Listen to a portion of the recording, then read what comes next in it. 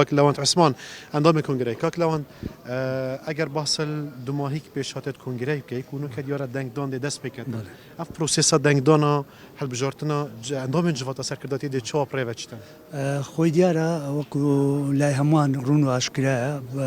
لدو روز رابردو که کنگره دستی پیکرد با آماده بونی اندامانی کنگره و جنابی سروکو جگری سروکو اندامانی سرجم لقکانو مکتبکانو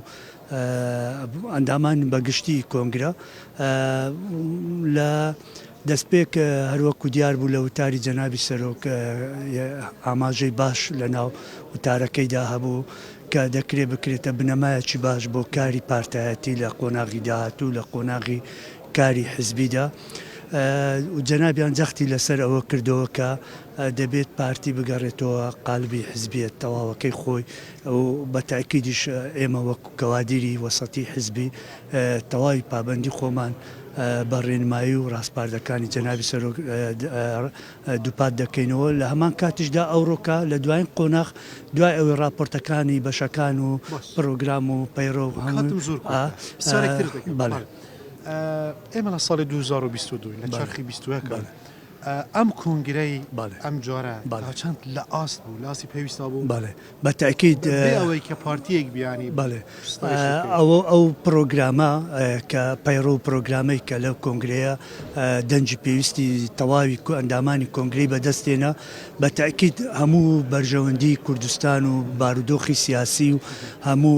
پەیوەندیەکان لایانی پەیوەندیەکان هەمووی لە بەرچاو گیرە لەگەر ئاستی ئێستا دەگونجێتن و لە ئێستاشدا